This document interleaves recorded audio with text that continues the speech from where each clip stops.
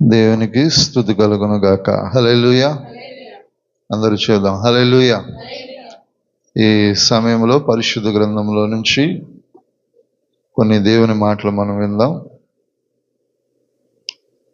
దేవుని మహాకృపను బట్టి దేవుడు గడిచిన కాలమంతా కూడా మనం భద్రపరుస్తున్నాడు. గడిచిన 3 నెలలు కూడా ఆయన సన్నిధిని తోడుగా ఉంచాడు. అందుని బట్టి దేవునికి మహిమ కలుగును గాక. హల్లెలూయా. గడిచిన దినాల్లో మనందరికీ తెలిసింది, దైవ సేవకులు ప్రగడాల ప్రవీణ్ కుమార్ దైవ సేవకుల మీద ఆంధ్రప్రదేశ్ ప్రాంతము ఒక మీటింగ్ వెళ్ళేటప్పుడు దాడి జరిగింది. దాడి జరగటమే కాదు, దైవ సేవకుల్ని చంపివేశారు. అందరికీ తెలిసిన విషయమే. ఏ విధము చేతనైనను వారు అనుకున్న ఉద్దేశాన్ని వారు నెరవేర్చి ఆ కుటుంబానికి దుఃఖాన్ని, నేటి క్రైస్తవ ప్రపంచానికి ఒక భయాన్ని వారు ఏం చేశారంటే కలుగు చేశారు. ఎందుకంటే బలమైనటువంటి దేవుని సేవకుల మీద, దేవుని పని చేస్తున్న వారి మీద అపవాది దాడి చేసినప్పుడు, ఆ బలమైన దేవుని సేవకుల మీద దాడి చేసినప్పుడు ఆ రియాక్టేషన్, ఆ భయము అనేది యావత్తు క్రైస్తవ ప్రపంచం మీద ఏం చేస్తుంది? చూపిస్తుంది. హల్లెలూయా. మిమ్మల్ని నడిపించే కాపరి బలహీనుడైతే ఆ బలహీనత అనేది సంఘం మీద ఎలా కనబడుతుందో, ఆ సంఘము కూడా దైవ సేవకులే బలహీనంగా, అనారోగ్యంగా ఇలా ఉన్నారని ఆలోచన ఎలా వస్తుందో, అపవాది కూడా దేవుని సేవకుల మీద నిర్నిమిత్తముగా వాడు చేసిన దాడిని బట్టి యావత్తు తెలుగు రాష్ట్రాల్లో క్రైస్తవులైతే, వారి సేవకులైతే మరీ భయము, అనేక మంది చాలా భీతితో ఉన్నారు. ఒక రకంగా చెప్పాలంటే ఆ జరిగి వారం అవుతున్నా కూడా అది నిన్న మొన్న జరిగినట్లుగానే ఏం చేస్తూ ఉంది, కనబడతా ఉంది. ఒక మాట ఈ లోకంలో మనం ఎక్స్పెక్టేషన్ చేసుకోవాల్సింది, చేసుకోకూడదు కూడా ఒకటి ఏంటంటే అధిపతుల నుంచి మనకు న్యాయం జరుగుతుంది అనుకోవటం అసంభవం. హల్లెలూయా. పరిశుద్ధ గ్రంథంలోనే వ్రాయబడతా ఉంది. వారిని గూర్చి, వారి యొక్క సిద్ధాంతములను గూర్చి, నైతికతను గూర్చి బోధించిన పౌలును సైతం ఏం చేశారంటే శిరచ్ఛేదనము చేశారు. ఎందుకంటే యూదయలో నుంచే ఉన్నది ఈ మత ప్రలోభం అనేది. ఇదేదో కొత్తగా వచ్చింది కాదు. ఆ కాలంలోనే దైవ సేవకులు, దేవుని ప్రతినిధులు మాట్లాడుతూ ఉన్నప్పుడు వారిని ఏం చేశారంటే వధించేశారు.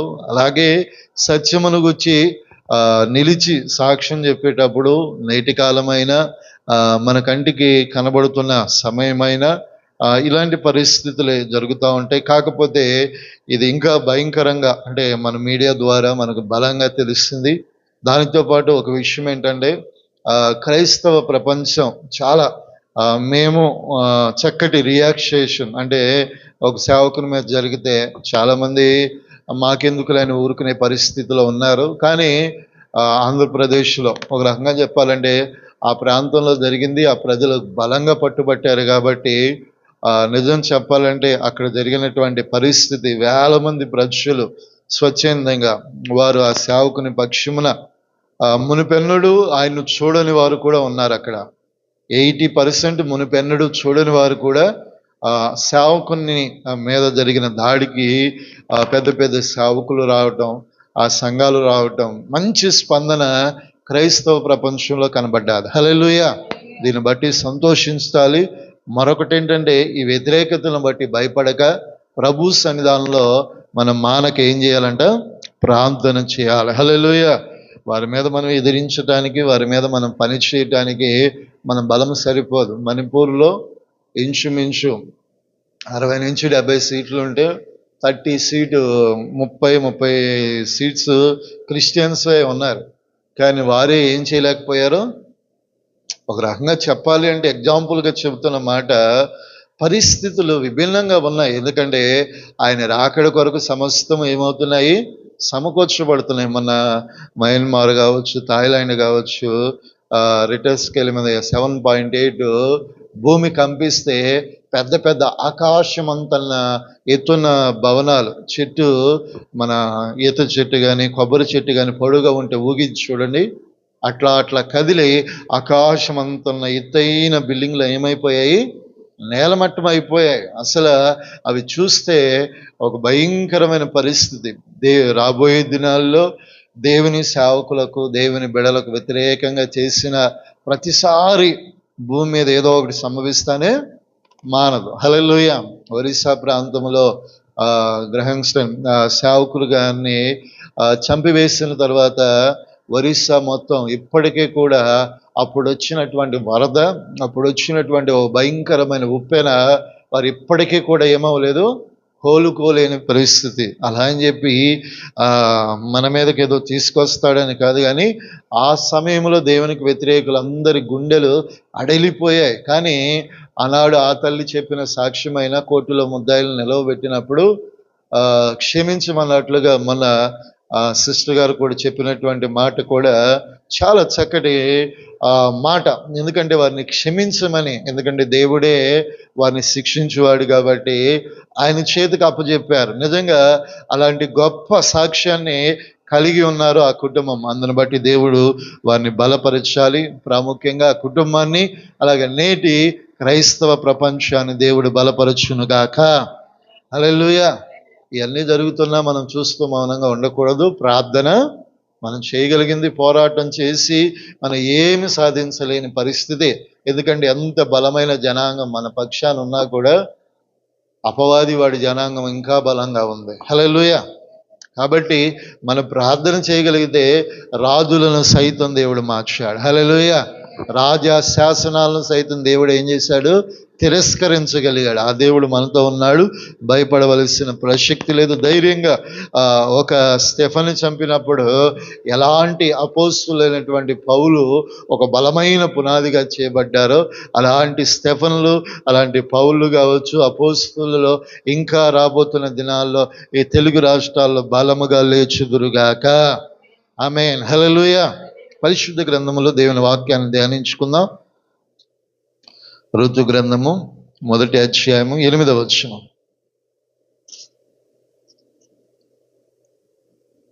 ఋతు గ్రంథము 1వ అధ్యాయము 8వ వచనం.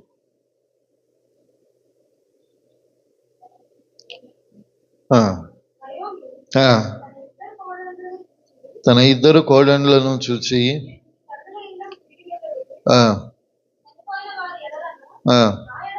నాయుడులను యెహోవా మీ ఎడల దయ చూపును గాక. చూడండి, ఇక్కడ యెరూషలేము, యూదా, బెత్లెహేము అనేటటువంటి ప్రాంతంలో, ఆ పట్టణము దేశములో ఒక భయంకరమైనటువంటి కరువు వచ్చింది. ఎలాంటి కరువు వచ్చిందంటే, అప్పటి వరకు బెత్లెహేము అనేటటువంటి మాటకై రొట్టెలు కలిగినటువంటి ఇల్లు, సమృద్ధి, రొట్టెలు కలిగిన ఇల్లు అనేటటువంటి పేరు ఉంది. అంటే అక్కడ ఎప్పుడూ కూడా రొట్టెలు కానీ, అక్కడ ఎప్పుడూ కూడా ఏ కుదువ లేనటువంటి ప్రాంతము ఆ యొక్క బెత్లెహేము అనబడిన ప్రాంతము. ఆ సమృద్ధి కలిగినటువంటి రొట్టెలు కలిగిన ఇంటిలో ఒకానొక సందర్భమున, ఒకానొక పరిస్థితిన ఆ ప్రాంతంలో ఏమొచ్చిందంట, కరువు వచ్చింది. కరువు వచ్చినప్పుడు, ఇబ్బందులు వాటిల్లినప్పుడు సామాన్యంగా మనుషులు ఏం చేస్తూ ఉంటారు, ఎక్కడైనా ఒక పని ఉంటుంది, ఎక్కడైనా ఏదైనా ఉద్యోగం దొరికిద్దు, ఏదైనా ఒక ప్రాంతానికి వెళ్దామనే ఆలోచన ప్రతి వారికి సంభవిస్తుంది. కానీ ఆ కాలంలో నయోమి, తన భర్త ఎలీమెలెకు, అలాగే తన బిడ్డలు మహులము, కిలియోను, ఈ నలుగురు కలిసి ఎక్కడికి వెళ్ళారు, మోయాబు అనబడిన శపించబడినటువంటి ప్రాంతానికి.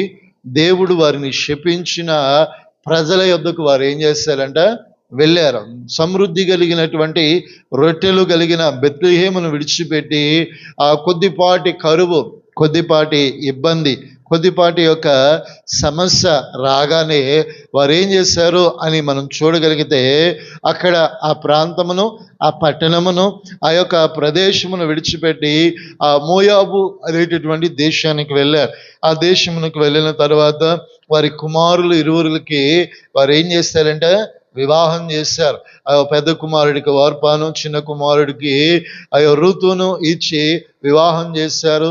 వివాహం అయినటువంటి కొద్ది దినముల తర్వాత నయోమి భర్త ఏమైపోయాడంట? చనిపోయాడు. ఆ కొద్ది దినముల తరువాత తన పెద్ద కుమారుడు ఏమైపోయాడు? చనిపోయాడు. ఇంకా కొన్ని దినముల తర్వాత తన చిన్న కుమారుడైన ఎలియోను కూడా ఏమైపోయాడంట? చనిపోయారు. ఒకరి తర్వాత ఒకరు ముగ్గురు ఆ మోయాబు అనబడిన ఆ శపించబడిన ప్రాంతం, దేవుని కోపాగ్ని చేత వెలివేయబడినటువంటి ఆ ప్రాంతానికి వెళ్ళి అక్కడ బ్రతుకుదామని అక్కడ వివాహం చేసుకున్నారు. వివాహమైన తరువాత వారి జీవితాల్లో జరిగిన దుశ్చర్య ఏంటంటే, నయోమి భర్తను పోగొట్టుకుంది, ఇరువురు కుమారులను కూడా ఏం చేసిందంట? కోల్పోయింది. కోల్పోయిన తర్వాత ఆ కుటుంబంలో కానీ, ఆ వ్యక్తుల్లో కానీ, ఆ పరిస్థితుల్లో కానీ మనం చూడగలిగితే ఒక దుఃఖం, ఒక వేదన, ఒక భయంకరమైనటువంటి ఆ పరిస్థితులు అనేవి ఆ ప్రాంగణంలో కనబడుతూ ఉన్నాయి. అప్పుడు నయోమి ఒక మాట, ఒక ఆలోచనకు వచ్చింది. సమృద్ధి కలిగిన రొట్టెలు కలిగిన బెత్లెహేము అనే ప్రాంతాన్ని విడిచిపెట్టి ఈ మోయాబు అనే ప్రాంతానికి నేను వచ్చాను.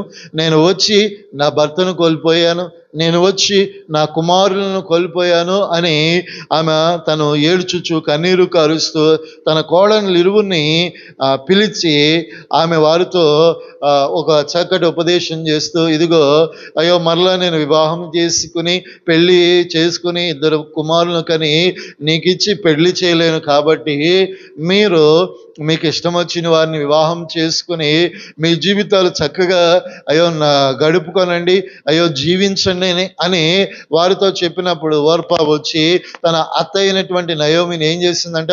ముద్దు పెట్టుకుని వెళ్ళిపోయాది.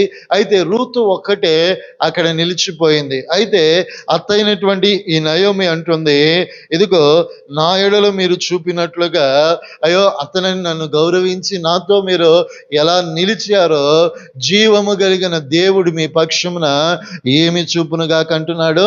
దయ చూపునుగాక. నిజమే, నయోమి సమృద్ధి కలిగినటువంటి ప్రాకారాన్ని విడిచిపెట్టి మోయాబు అనేటటువంటి ప్రాంతంలో ఎంచుకోవటానికి గల కారణం ఏంటంటే, ఒకటి కరువు కావచ్చు, ఇంకొకటి ఏంటంటే అక్కడ వారి కంటికి ఏదో ఒక సమృద్ధి కనబడతా ఉంది. అక్కడ జరుగుతున్నటువంటి దుశ్చర్య ఏంటంటే, ఆ ప్రాంతంలో అస్తారోతు దేవతను వారు ప్రతిష్ఠించారు. దాని దగ్గర ఎప్పుడు కొలిమి మండుతూ ఉంటది. మండుతున్న కొలిమి దగ్గర అప్పుడే పుట్టినటువంటి చంటి బిడలను తీసుకొచ్చి ఆ మండుతున్న కొలిమి ఆ దేవత చేతి మీద ఆ బిడలను అలా పెట్టేవారు. పెట్టినప్పుడు మామూలుగానే మన పిల్లలకి కాలుతున్నటువంటిది ఏదైనా ఒక గిన్నె తగిలితే ఎలా ఉంటుంది? చెప్పండి, ఎలా ఉంటుంది? చెప్పండి అమ్మా. మీరే వంట చేసేటప్పుడు గిన్నె వేడిగా ఉన్నప్పుడు ఇలా ప్లేట్ తీస్తే ఎలా ఉంటుంది? చేయి కాలిపోయి ఒక్కొక్కసారి ఇంకా ఎక్కువ కాలితే ఏమొస్తాయి? బొబ్బలు వస్తాయి. అలాంటిది పసిబిడ్డలను తీసుకెళ్ళి ఆ దేవత విగ్రహం దగ్గర అలా పొరంలో పెట్టి వాటికి ఏం చేసేవారంట? బలి ఇచ్చేవారు. శపింపబడటానికి ఆ ప్రాంతము దానికి నిర్మాణకుడైనటువంటి లోతు కుమార్తెలు శపించబడటానికి కారణం ఏంటంటే, ఆ కారణం వారి కుమార్తెలు తండ్రితో పాపం చేసి బిడ్డలను కన్నారు. ఆ బిడ్డల ద్వారా వచ్చినటువంటి సంతతి శపించబడిన ఆ సంతతి, ఆ సంపత్తిని దేవుడు ఎప్పుడో శపించాడు. అయితే సమృద్ధి కలిగిన ఆ పట్టణాన్ని విడిచిపెట్టి కొద్దిపాటి యొక్క కరువును చూసి ఎక్కడికి వెళ్ళిపోయారు? వారు మోయాబుకు వెళ్ళారు. వివాహాలు చేసుకున్నారు. తన భర్తను, తన బిడ్డలను కోల్పోయి ఒక చేదైన అనుభవంలోకి వెళ్ళిపోయి నా జీవితం ఇలా అయిపోయిందని కోడలను సాగనంపి మర్రా వెళుతూ అంటుంది, మీరు నా ఎడల దయ చూపినట్లుగా యెహోవా మీ ఎడల దయ చూపునుగాక అంటుంది. నిజమే, ఈరోజు దేవుని దయ మానవుని మీద లేకపోతే ఈ భూమిలో, ఈ ప్రపంచములో చక్కటి ఆయుష్ కాలం కలిగి నరుడు బ్రతకట అసంభవము. హల్లెలూయా. తన దినములు లోకములో ఎన్నో ఉన్నాయి, లెక్కించబడిన దినాలు ఉన్నాయి. దేవుడు ఆ వ్యక్తిని వర్ధిల్లించడానికి, ఆశీర్వదించడానికి, అభివృద్ధి చేయటానికి దేవుడు ఎన్నో పరిస్థితులను వీలు కలుగజేశాడు. ఆ క్షేమము నొందుతూ అభివృద్ధి నొందాలంటే ఆయన దయ మన మీద చూపబడాలి. హల్లెలూయా. ఆనాడు నయోమి అయినా తన కుటుంబం అయినా ఆ దయను మర్చిపోయి దేవునికి దూరంగా ఆ శపింపబడిన ప్రాంతానికి వెళ్ళి వారి జీవితాలను ఏం చేసుకున్నారంట, పాడు చేసుకున్నారు. కుమారులను భర్తను కోల్పోయి ఒక దీనమైన హీనమైన స్థితిలో ఉన్నప్పుడు ఓదార్పు లేక అయ్యో కన్నీటిలో నుంచి దుఃఖములో నుంచి నెమ్మది లేని పరిస్థితిలో ఉన్నటువంటి సమయంలో ఆమె హృదయానికి నెమ్మది కలుగు చేసింది ఎవరు అంటే రూతు. హల్లెలూయా. ఆమె అంటుంది, వరప ముద్దు పెట్టుకుని వెళ్ళిపోయిన తర్వాత రూతు అయ్యో నీతో వస్తానంటే ఆమెను వద్దమ్మా, నా ప్రాంతానికి నేను వెళ్తా, అయ్యో నా ప్రజల దగ్గరికి నేను వెళ్తా, నా జీవితం నా కుటుంబం ఇలా అయిందని వారితో తెలియజేసుకుని నా గోడును తెలియజేసుకుని దుఃఖిస్తానంటే లేదు.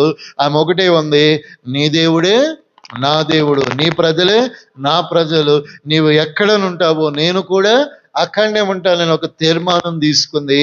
ఎవరు? రూతు. కారణం ఏంటంటే తన భర్త ఆమె ఆ దేవత దగ్గర ఆ యొక్క బలిపీఠం అనగా మనం ఏమంటారు, మండిస్తారు చూడండి కొలిమిని, ఆ మండించే దగ్గర ఆ యొక్క పనిముట్లు చేసేటటువంటి పని తన భర్త తాను కలిసి అక్కడ చేస్తా ఉన్నప్పుడు ఆమె ఒకానొక దినమున తన యొక్క భర్త నొసట ఒకటి చూసింది, బంగారు రేకుతో పొదిగించబడిన మాట, నీ దేవుడు యెహోవాకు తప్ప మీరేం చేయకూడదు, నమస్కరించకూడదు, మొక్కకూడదు అని. ఆ మాటను చూసినప్పుడల్లా అడగాలి అనుకుంది. ఒక రోజు అడిగితే ఆయన చెప్పిన మాట, ఇదిగో మా దేవుడు గొప్పవాడు, రోషం కలిగిన వాడు, ఆయన తప్ప మాకెవరు దేవుడు లేదు, ఎవరి దగ్గరైనా నువ్వు మోకరించాలన్నా నమస్కరించాలన్నా ఆయన ఎదుటే నమస్కరించాలని ఒక నొసట పొదిగింపబడిన ఆ రేకు మీద రాయబడిన మాటను తెలియజేసినప్పుడు వీరి దేవుడు ఎలాంటి వాడు, ఆ దేవుని శక్తి ఏంటో ఆమె గ్రహించింది.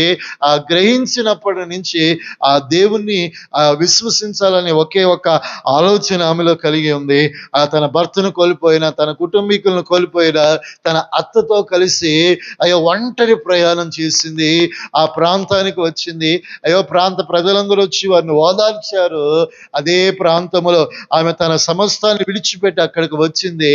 ఆమెను దేవుడు బహుగా ఏం చేశాడంట, ఆశీర్వదించాలి. ఏ పొలములో పరిక ఏరుకోవటానికి వెళ్ళిందో ఆ పొలము యజమానుని దయనుంది. ఆ యజమానుడే ఆమెను వివాహము చేసుకున్నాడు. హల్లెలూయా. ఆమె సంతతిలో బోయాజు, అయ్యో రూతు, వారి సంతతిలో నుంచి యెషయాలో నుంచి దావీదులో నుంచి యేసు క్రీస్తు ప్రభులు వారు ఏం చేశారట, అనుగ్రహించబడ్డారు. హల్లెలూయా.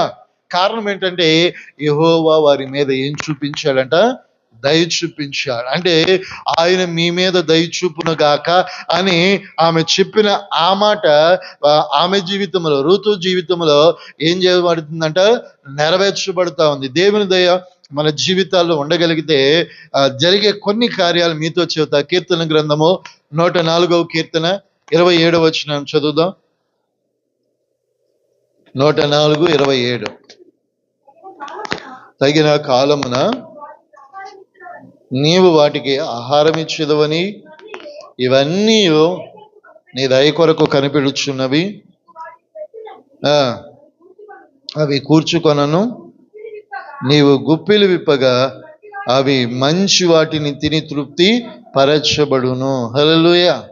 చూడండి, దేవుడు ఆయన దయ చొప్పున తగిన కాలమున ఆకాశ పక్షులు, అదే కాకుండా ఈ భూమిలో సంచరిస్తున్నటువంటి సమస్త జలరాశులు, చతుష్పాద జంతువులు, అవి మనకులాగా కష్టపడి ఏం చేయలేవంట, ఒక పనిని చేసుకుని అయ్యో సమకూర్చుకోలేవు. కానీ వాటికి తగిన కాలమున దేవుడు వారికి ఏమిస్తున్నాడంట, ఆహారం ఇచ్చి వాటిని ఏం చేస్తా ఉన్నాడు, పోషిస్తా ఉన్నాడు.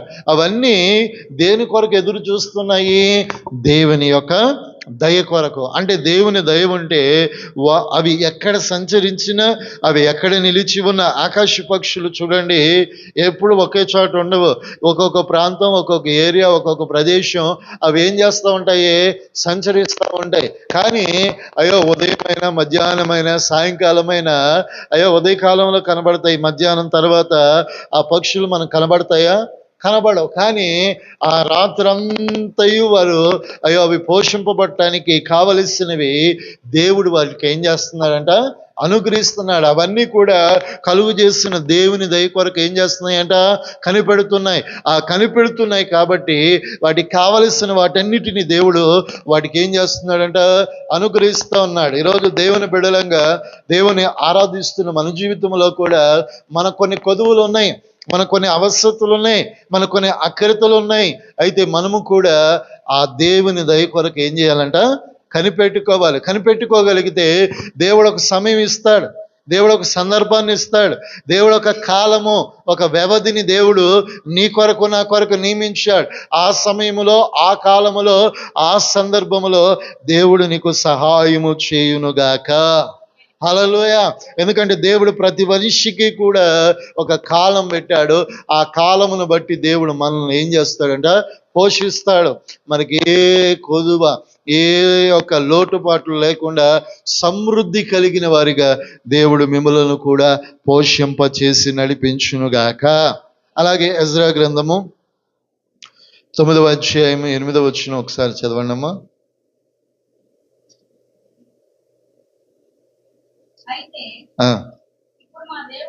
ఇప్పుడు మా దేవుడు మా నేత్రములకు వెలిగించి మా దాస్యములో మమ్మను కొంచెము తెప్పరిల్ల చేయనట్లుగాను మాలో శేషము ఉండనిచ్చులుగాను తన పరిశుద్ధ స్థలమందు మమ్మలను స్థిరపరచున్నట్లుగాను మా దేవుడైన యెహోవా కొంత మటుకు మా ఎడల ఏం చూపించాడంట, దయ చూపించాడు. అంటే ఇక్కడ ఈ ప్రజలు దేవునికి వ్యతిరేకంగా, దేవునికి అయిష్టముగా వారి జీవితాలు ఉన్నప్పుడు దేవుడు ఏం చేస్తాడంటే వారి యొక్క మనోనేత్రములను దేవుడు ఏం చేస్తాడంట, వెలిగించాడు. ఎలా వెలిగించాడు?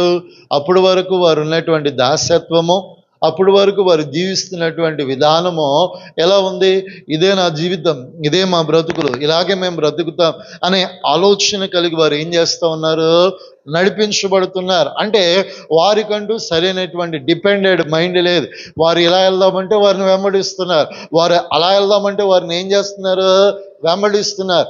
వారంతటా వారు నిలబడి దేవుని ఆరాధించి దేవుని స్తుతించే మనసు వారిలో ఏమవుతా ఉంది, లేకపోతా ఉంది. ఆ దినమున దేవుడు వారి మనోనేత్రములకు కలిగిన గుడ్డితనమును ఏం చేశాడంట, వెలిగించాడు. ఈరోజు మనం కూడా మనుషులను బట్టి దేవుని సన్నిధిలో, పరిస్థితులను బట్టి దేవుని సన్నిధిలో కాదు, నీకంటూ దేవుడు ఒక భక్తినిచ్చాడు, నీకంటూ ఒక విశ్వాస క్రమాన్ని ఇచ్చాడు. దాన్ని మనం ఏం చేసుకోవాలంట, కాపాడుకోవాలి. ఎందుకంటే ఏ వ్యక్తి నేను పరలోకానికి తీసుకెళ్తాడా, చెప్పండమ్మా. ఎవరైనా మిమ్మల్ని పరలోకానికి తీసుకెళ్తే ఇంకా మనం మందిరానికి రానవసరంలా. ఆ వ్యక్తిని ఏం చేయొచ్చు, ఆఖరికి బోధించే సేవకుడికైనా ఆయన సహాయం కోరుకోకపోతే ఏమి లేదు, పరలోకము లేదు. మనుషులు మాటలు నమ్మి, మనుషులను మనం వెంబడించి పలానా చోట్లకు వెళ్ళామంటే మన జీవితాల్లో ఉండదు. మనకంటూ ఒక డిపెండెడ్ మైండ్, మనం ఎక్కడ ఎదుగుతున్నాం, ఎక్కడ దీవించబడుతున్నాం, ఎక్కడ ఫలిస్తున్నాం, ఎక్కడ అభివృద్ధి చెందుతున్నాం, అక్కడ నిలిచి ఉండాలి. అక్కడ దేవుని వాక్యపు సమృద్ధిలో మన బ్రతుకులను ఏం చేసుకోవాలంట, వెళ్ళగచ్చుకొనొచ్చు, నడిపించుకోగలిగితే దేవుడు మనల్ని ఏం చేస్తాడంటే మన మనోనేత్రములను వెలిగించి మనందరినీ కూడా స్థిరపరచగలుగుతాడు. హల్లెలూయా. ఎలా స్థిరపరుస్తాడంటే దిట్టమైన చోట కొట్టబడిన మేకు వలె స్థిరపరుస్తాడు. హల్లెలూయా. ఆ మేకు మీద సమస్తమైన బరువులు ఏం చేయగలుగుతుందంట, భరించగలుగుతుంది. ఆ మేకు వలె నిన్ను ఆ ప్రాంతములో, ఆ పట్టణములో, ఆ ప్రదేశంలో దేవుడు ఉంచగలిగితే నీవు భారం మోయగలుగుతావు, అనేకులకు ఆశీర్వాదకరంగా ఉండగలుగుతావు. ఇంకా చెప్పాలి అంటే నీవు అనేకులకు ఆశ్రయ స్థానంగా ఉండగలుగుతావు. అందుకే అంటున్నారు కదా, ఆ ప్రజలు మా మనోనేత్రములను దేవుడు ఏం చేశాడంటే వెలిగించాడు.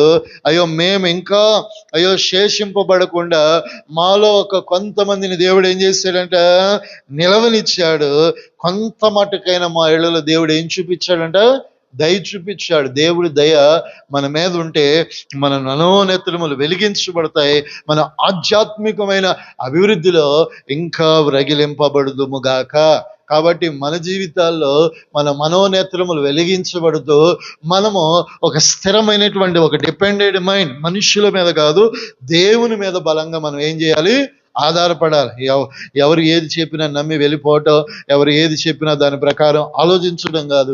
నీకంటూ ఒక డిపెండెడ్ మైండ్ మీద మీరు ఉండగలిగితే మీ జీవితాల్లో దేవుని స్థిరత్వము, దేవుని కృప మీ మీద నిలుచునుగాక. అలాగే కీర్తన గ్రంథము 89వ అధ్యాయము 17వ వచనం. 89:17.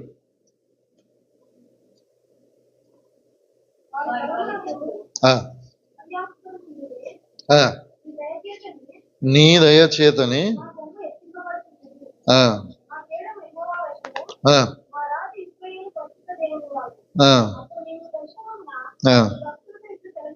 చాలు చాలమ్మా. చూడండి, ఇక్కడ ఈ 16వ వచనం నుంచి కూడా చదువుకుంటే, నీ నామమును బట్టి నేను దినమెల్లా హర్షించుచున్నాను, నీ నీతి చేతనే మేము ఏం చేస్తున్నాం అంటున్నాడు, హెచ్చింపబడుతున్నాము. వారి బలమును అత్యాస్పదము నీవే, నీ దయచేతనే మా కొమ్ము ఏం చేయబడుతుందంట, హెచ్చింపబడుతున్నాం. దేవుని దయచేతనే మన జీవితాలు ఏమవుతాయి, హెచ్చింపబడతాయి. ఎందుకంటే మనుషులు అనుకుంటాడు సాధారణముగా నా బలము, నా జ్ఞానము, నా పని, నాకున్నటువంటి ఇవన్నిటిని బట్టి నేను లోకములో నెగ్గుకు వస్తున్నాను అనుకుంటారు. కానీ ఒక విషయం మనం జ్ఞాపకం తెచ్చుకోవాలి, ఈ భూమి మీద నిర్మించబడిన ప్రతి దానికి, ఈ భూమిలో ఉన్న ప్రతి మనుషునికి దేవుని దయ లేకపోతే ఆ వ్యక్తి జీవితము హెచ్చించబడటం కానీ, ఆ వ్యక్తి జీవితము దీవించబడుట అసాధ్యము. అట్లా అనుకుంటే అయ్యో మనం దేవుని ఎరగని వారు కూడా ఉన్నారు కదా, వారెట్లా హెచ్చింపబడుతున్నారంటే సమస్తమును కలుగు చేసిన వాడెవరు, ఆయనే కదా. అందరి ఎడలా దయ చూపిస్తున్నాడు, అందరికీ దేవుని సువార్తను ఏం చేస్తున్నాడు, తెలియజేస్తున్నాడు. మనమైతే మార్పు నొందాం, రక్షించబడ్డాం, రక్తము చేత కడగబడ్డాము, ప్రభు ఎదుటి నిలవబడ్డాం. మన ఎడల మరి ఎక్కువ ఆయన కృప ఆవరించి ఉన్నది. అయ్యో మన జీవితాలలో ఆయన కొమ్ము హెచ్చుగా, అంటే మన జీవితాల్లో మరి ఎక్కువ కృప మన మీద నిలిచి ఉంటుంది. దేవుడు మనల్ని మరి ఎక్కువగా ఆశీర్వదించినట్లుగా, మరి ఎక్కువగా దీవించినట్లుగా మన జీవితాల్లో ఎవరి దయ కావాలి. అందుకే అంటాడు కదా, మనుషుల దయందును దేవుని దయందును మనం ఏం చేయాలంట, వర్ధిల్లాలి. మనుషుల దయ కూడా మనకు కావాలి, మనుషులు మనం దీవించాలి. చూసిన ప్రతి వ్యక్తి వీడేపాటి వాడు, వీడు ఇలాంటి వాడు, అలాంటి వాడు అని చెప్పిస్తే మనకు దీవెన ఉంటుందా? సమాజంలో నలుగురు మనల్ని ఏం చేయాలి, గుర్తించాలి. మనం అంటే ఒక మంచి అభిప్రాయం, రెస్పాన్సిబిలిటీ పర్సన్ అనే ఒక ఆలోచన కలిగి ఉండాలి. లేదని ఎప్పుడు వేరే మాటలు పలికి దూషించారు అనుకోండి, అది మనకు క్షేమ సమాచారమా కాదు. అదే మనుష్యులందరితో మనం చక్కగా మెలిగాం అనుకోండి, వారి దయ కూడా మన మీద ఏముంటుంది, నిలిచి ఉంటుంది. ఇంకా చెప్పాలంటే మనందరినీ నిర్మించిన నిర్మాణకుడైన దేవుని దయ ఉంటే ఈ పట్టణంలో నువ్వు ఎక్కడికి వెళ్ళినా, నువ్వు ఏది చేసినా, నువ్వు ఏది ప్రారంభించినా నీ జీవితంలో ఈ మనుషుల సహాయం కూడా నీకేమవుతుంది, అనుగ్రహించబడుతుంది. ఆ ప్రాంతములో, ఆ పట్టణములో వారి ఆదరణ పొందుకొని నీవు దినదినము క్రమక్రమం ఏమవుతావో వర్ధిల్లటానికి ఏముంటుందంట, అవకాశం ఉంటుంది. అందుకే అంటున్నాడు, ఆనాడు నయోమి తన కోడళ్ళతో చెప్పినట్లుగా యెహోవా మీ మీద ఏం చూపించును కాకంటుంది, దయ. ఆ దయ కలిగింది కాబట్టి ఓర్ప విడిచిపెట్టుకుంది. రూతు ఆ దయను గ్రహించింది. ఆ గొప్ప జనాంగముగా చేయబడటానికి ఒక గొప్ప ఆశీర్వాదాన్ని రూతు పొందేది. ఆ తర్వాత మన జీవితాల్లో కూడా దేవుని ఆశీర్వాదాన్ని పొందాలి అంటే దేవుని దయ ఉంటే మన తగిన కాలంలో మనం ఎవరిని అడగని అవసరంలా, బ్రతిమాడుకోని అవసరంలా, వాళ్ళు ఇస్తారు వీళ్ళు ఇస్తారు అనుకోని అవసరంలా, తగిన కాలంలో అన్నీ అనుగ్రహించబడతాయి. హల్లెలూయా. రెండవదిగా మన మనోనేత్రములు ఏం చేయబడతాయి, ఒక డిపెండెడ్ మైండ్లోనికి, అంటే ఒకరి మీద ఆధారపడితే మన జీవితాలు సరిగా ఉండవు. దేవుని మీద ఆధారపడి దేవుని చక్కగా ఆరాధించగలిగితే వెలిగించబడతాము, దీవించబడతాము. మూడవదిగా మన కొమ్ము అనగా మన జీవితంలో మన కుటుంబాల్లో ప్రతి మనిషిని దేవుడు ఆశీర్వదించాలనుకుంటాడో ఆ ఆశీర్వాదం ఎక్కువ దేవుని దయ కలిగిన వారికి అనుగ్రహించబడుతుంది. హల్లెలూయా. ఈ పట్టణంలో అలాంటి ఆశీర్వాదం చేత మీరు మీ కుటుంబాలు హెచ్చింపబడుదురుగాక. దేని చేత? దేవుని యొక్క దయ చేత. ఆ దయ మీ మీద, మీ బిడ్డల మీద, కుటుంబం మీద సమృద్ధిగా నిలపబడునుగాక. కళ్ళు మూసుకుందాం, ప్రార్థన చేసుకుందాం.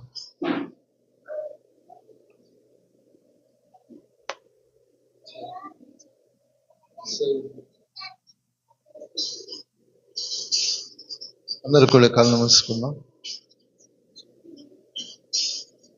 అందరూ కూడా కళ్ళు మూసుకుని ప్రార్థన చేసుకుందాం.